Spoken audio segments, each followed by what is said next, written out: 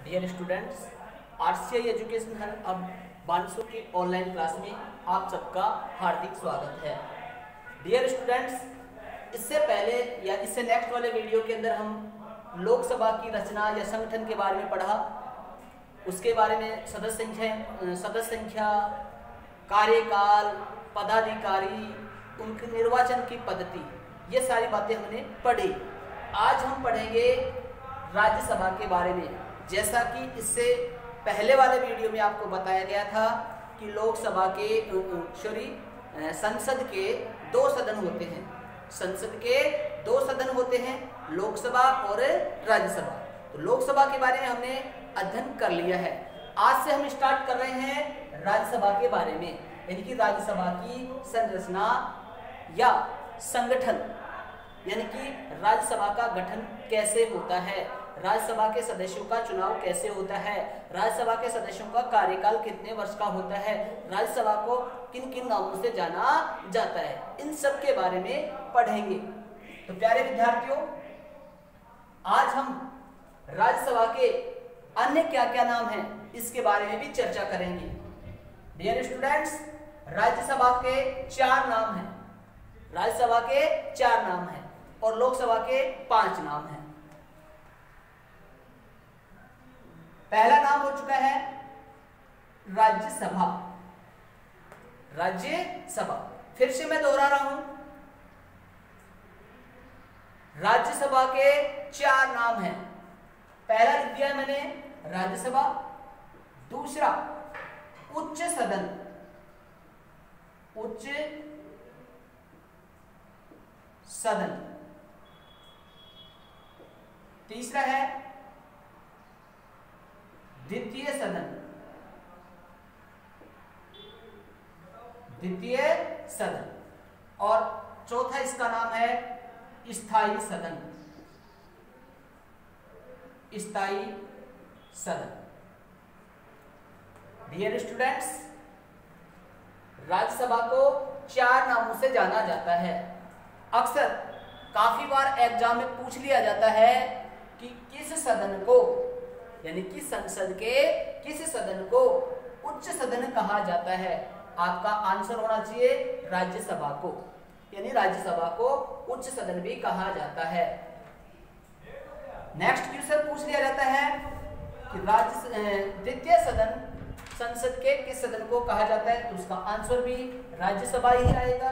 और स्थायी सदन, संसद के किस सदन को स्थायी सदन कहा जाता है, तो वो आंसर भी आएगा राज्यसभा। तो अभी हमने 4 नाम पढ़े हैं कि राज्यसभा के 4 नाम हैं।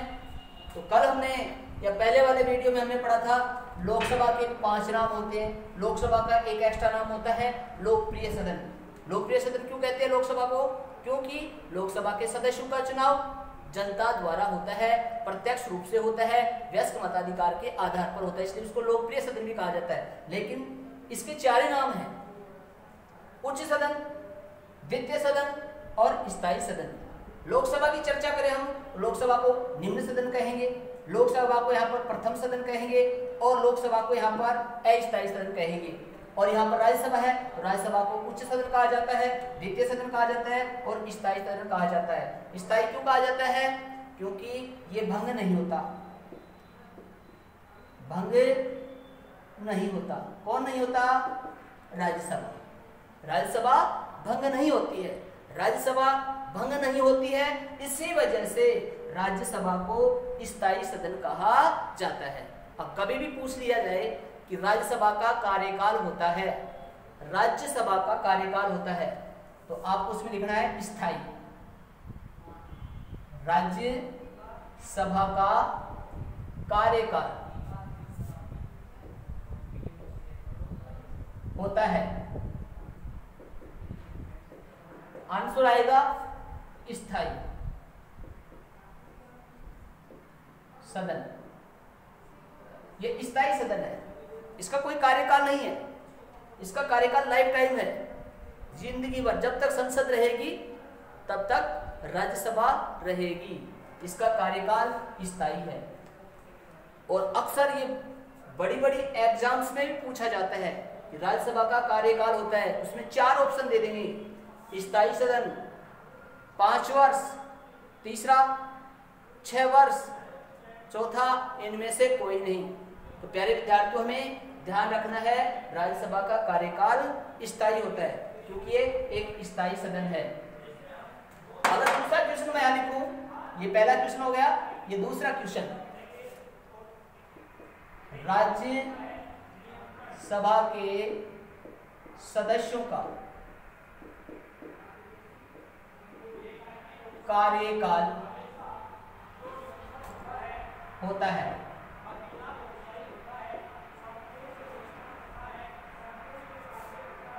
ऑप्शन ए 5 वर्ष, ऑप्शन बी 6 वर्ष, ऑप्शन सी 7 वर्ष और ऑप्शन डी इनमें से कोई नहीं, इनमें से कोई नहीं, और ऐसे ब्रैकेट दे दिया जाएगा। तो दोनों क्वेश्चनों में बहुत अंतर है। प्यारे विद्यार्थियों, लोकसभा का कार्यकाल होता है 5 वर्ष। लोकसभा में आ रही है, लोकसभा कार्यकाल मैंने आपको बताया था कि लोकसभा का कार्यकाल 5 वर्ष का होता है और लोकसभा के जो सदस्य होते हैं उनका कार्यकाल भी 5 वर्ष होता है। लेकिन हम यहाँ पर पढ़ रहे हैं राज्यसभा, तो राज्यसभा का कार्यकाल हो गया स्थायी और राज्यसभा के सदस्यों का कार्यकाल होता है 6 वर्ष। तो यहाँ पर उत्तर आएगा बी, यहाँ पर उत्तर आएगा बी यानी 6 वर्ष। तो राज्यसभा के सदस्यों का निर्वाचन 6 वर्ष के लिए किया जाता है, 6 वर्ष के लिए। आगे हम पढ़ेंगे कि भाई जो राज्यसभा के जो सदस्य होते हैं उनका चुनाव, उनकी निर्वाचन पद्धति क्या है, तो वो अप्रत्यक्ष रूप से चुने जाते हैं। ध्यान रहे, लोकसभा के सदस्य प्रत्यक्ष रूप से वयस्क मताधिकार के आधार पर निर्वाचित होते हैं, लेकिन यहाँ पर राज्यसभा के सदस्यों का निर्वाचन अप्रत्यक्ष रूप से जनता द्वारा चुने हुए प्रतिनिधियों द्वारा होता है। आगे हम और भी ज्यादा बारीकी से समझेंगे अच्छी तरह से।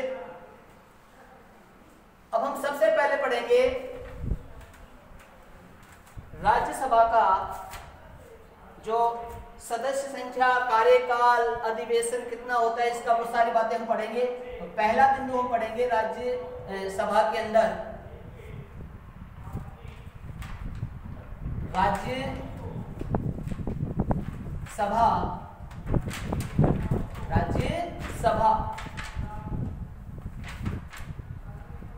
की कुल सदस्य संख्या, कुल सदस्य संख्या। तो यहां पर इसको हम हटा देंगे क्योंकि ये बच गया राज्यसभा की सदस्य संख्या।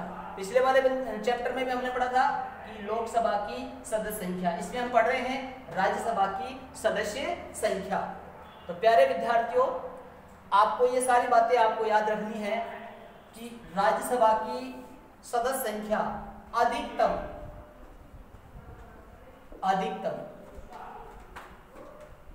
है 250। अधिकतम कितने हैं? 250। राज्यसभा की अधिकतम सदस्य संख्या 250 हो सकती है। लोकसभा में हमने पढ़ा था कि लोकसभा की अधिकतम सदस्य संख्या 552 हो सकती है, लेकिन यहाँ पर हम पढ़ रहे हैं राज्यसभा जो कि संसद का द्वितीय सदन है, संसद का उच्च सदन है, जिसको राज्यसभा कहा जाता है।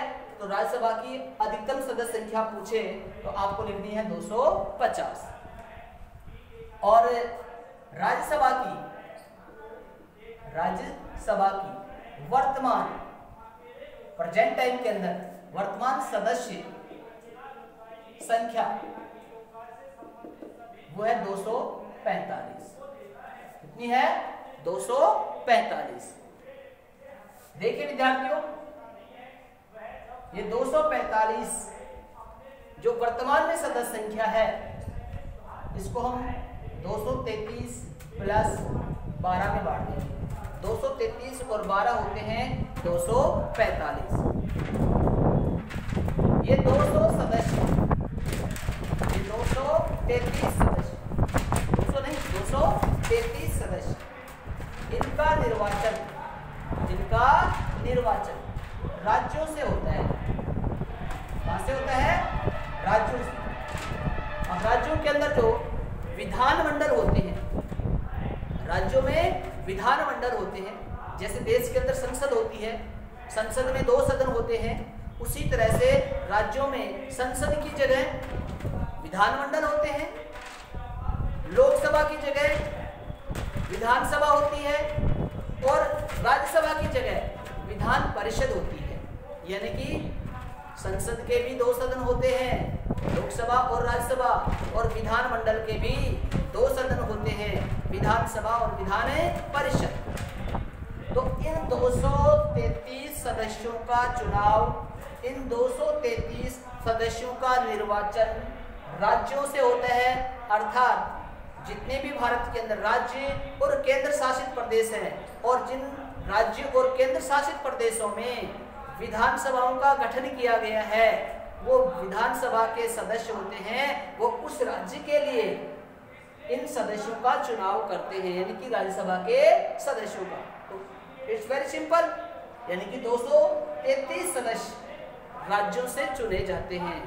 तो विधानसभा के सदस्य चुनते हैं इनको, विधानसभा के सदस्य, जनता नहीं चुनती है। इसीलिए इसको हम कहते हैं कि राज्यसभा का जो सदस्य होता है उसका निर्वाचन, उसका चुनाव अप्रत्यक्ष रूप से जनता द्वारा चुने हुए प्रतिनिधियों द्वारा होता है। यानी कि राज्यसभा के सदस्यों का निर्वाचन जनता करती है, और राज्यसभा के जो सदस्य होते हैं वो विधानसभा के जो सदस्य होते हैं वो राज्यसभा के सदस्यों का चुनाव करते हैं। तो अप्रत्यक्ष रूप हो गया ये, वो आगे समझेंगे। और जो 12 सदस्य होते हैं राज्यसभा के अंदर, ये राष्ट्रपति द्वारा, कहाँ के राष्ट्रपति द्वारा? भारत के राष्ट्रपति के द्वारा, क्योंकि हम भारतीय संसद के बारे में पढ़ रहे हैं, भारत की केंद्र सरकार के बारे में अध्ययन कर रहे हैं। यहाँ पर 2 सदन हैं, लोकसभा और राज्यसभा। तो राज्यसभा के अंदर वर्तमान में 245 सदस्य संख्या है, इनमें से 233 सदस्यों को राज्यों से चुना जाता है, अप्रत्यक्ष रूप से चुना जाता है, और जो ये 12 सदस्य होते हैं इनको राष्ट्रपति द्वारा मनोनीत किया जाता है, मनोनीत किया जाता है। यानी कि अब हमारे सामने क्वेश्चन हो गया ये, और क्वेश्चन क्या बनेगा कि भारत का राष्ट्रपति राज्यसभा में कितने सदस्यों को मनोनीत करता है।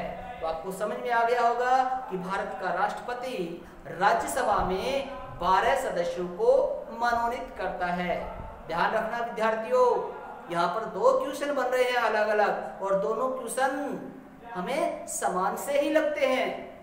यानी कि पहला क्वेश्चन है लोकसभा में भारत का राष्ट्रपति कितने सदस्यों को मनोनीत करता है। तो उसमें हमने पढ़ा था कि भारत का राष्ट्रपति लोकसभा में 2 सदस्यों को मनोनीत करता है। यह है राज्यसभा, और राज्यसभा के अंदर 12 सदस्यों को मनोनीत करता है राष्ट्रपति। अब उन 2 के बारे में मैंने बता दिया था आपको कि लोकसभा में जो 2 सदस्य मनोनीत करता है भारत का राष्ट्रपति, वो एंग्लो इंडियन होने चाहिए। आंग्ल भारतीय सदस्यों को, 2 सदस्यों को भारत का राष्ट्रपति लोकसभा में मनोनीत करता है, और यहाँ पर राज्यसभा में 12 सदस्यों को भारत का राष्ट्रपति मनोनीत करता है। ये चुनाव नहीं लड़ते हैं, ये मनोनीत किए जाते हैं। अब ये 12 कौन होते हैं? ये 12 सदस्य कौन होते हैं? ऐसे तो कोई भी बन सकता है, लेकिन ऐसा नहीं है। ये 12 होने चाहिए जो व्यक्ति का हो गया, कोई भी व्यक्ति भारत का है, चाहे महिला हो चाहे पुरुष हो, जो व्यक्ति कला, साहित्य, विज्ञान, समाज सेवा,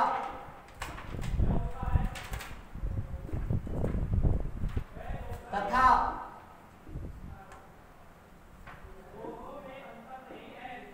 खेल के क्षेत्र में तथा खेल के क्षेत्र में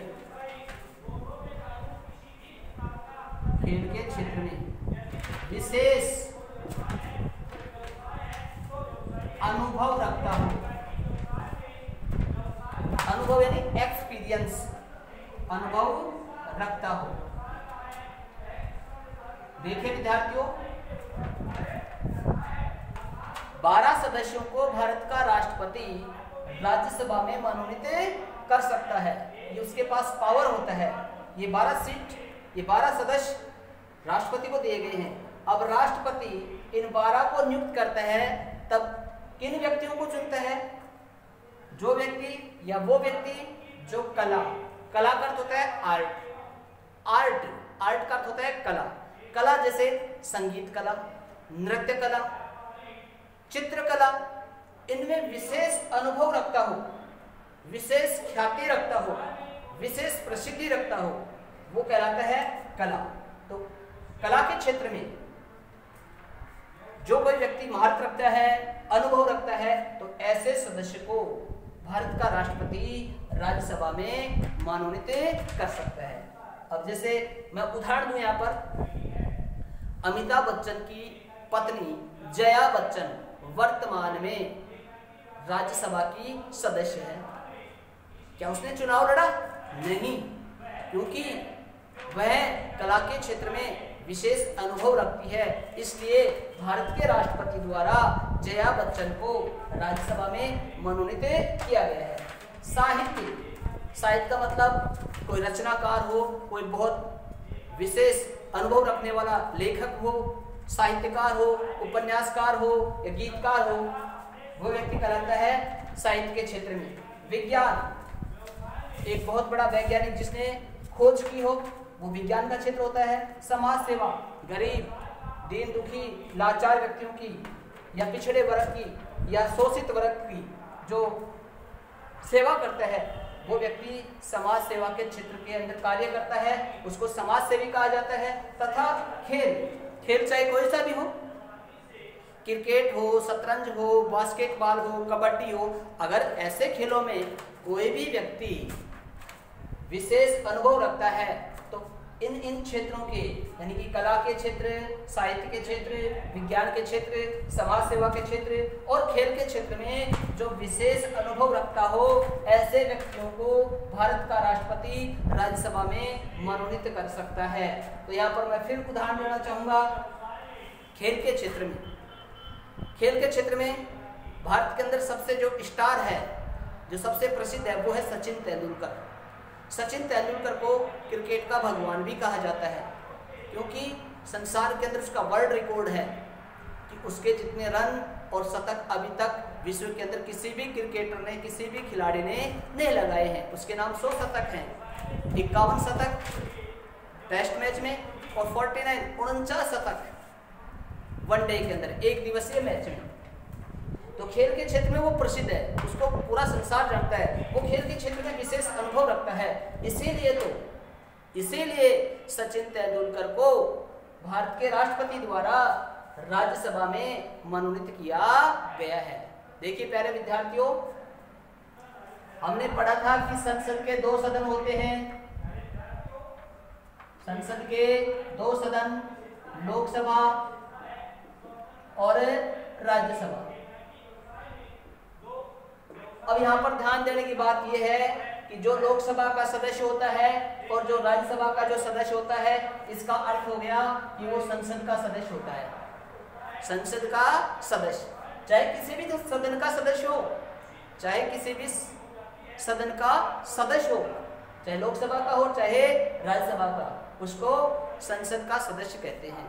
संसद के सदस्य का मतलब होगा member of parliament. Member of parliament का अर्थ होता है संसद का सदस्य। और अपने यहाँ भारत के अंदर ऐसे व्यक्ति को, यानी कि जो संसद का सदस्य हो, चाहे वो लोकसभा का सदस्य हो चाहे राज्यसभा का सदस्य हो, उसको संसद का सदस्य कहा जाता है। और जो संसद का सदस्य होता है उसको भारत में सांसद कहा जाता है। सांसद यानी कि शॉर्ट में उसको बोलते हैं एमपी। एमपी का अर्थ होता है member of parliament. Member of parliament. जो लोकसभा का हो चाहे राज्यसभा का सदस्य हो उसको हम सांसद कहते हैं। लोकप्रियता है ये, सब लोग उसको सांसद के नाम से ही जानते हैं। आगे हम पढ़ेंगे, ये तो हो गई सदस्य संख्या। तो सदस्य संख्या अधिकतम 250 हो सकती है, इससे अधिक नहीं। और वर्तमान में जो सदस्य संख्या है वो 545 है। 545 किस तरह से है, अभी हमने समझा कि भाई जो 545 है उनमें से 233 तो राज्यों से चुने जाते हैं और 12 सदस्यों को भारत का राष्ट्रपति मानित करता है। अब आगे हम पढ़ेंगे निर्वाचन।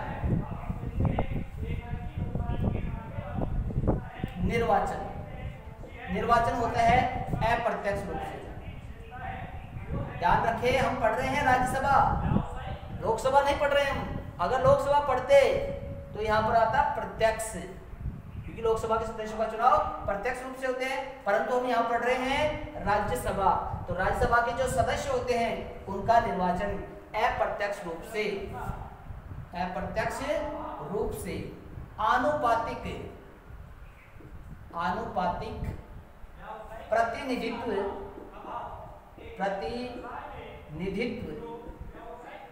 की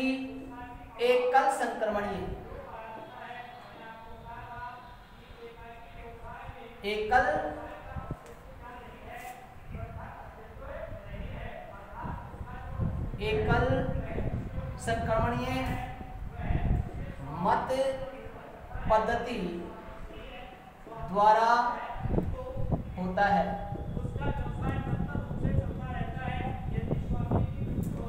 दो क्वेश्चन हो गए, एक क्वेश्चन लोकसभा का और एक क्वेश्चन राज्यसभा का।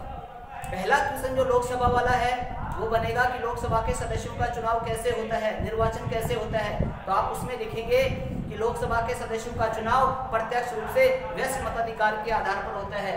दूसरा जो क्वेश्चन है वो राज्यसभा से बनेगा कि राज्यसभा के सदस्यों का निर्वाचन किस प्रकार से होता है या कैसे होता है। तो आपको लिखना है प्यारे विद्यार्थियों कि लोकसभा के सदस्यों का निर्वाचन अप्रत्यक्ष रूप से आनुपातिक प्रतिनिधित्व की एकल संक्रमणीय मत पद्धति द्वारा होता है। अप्रत्यक्ष का मतलब हो गया कि जिस चुनाव में जनता वोट न दे करके जनता द्वारा चुने हुए प्रतिनिधि भाग लें या वोट करें, उसी को अप्रत्यक्ष रूप कहा जाता है। आज के वीडियो में बस इतना ही, कल मिलेंगे। Thank you.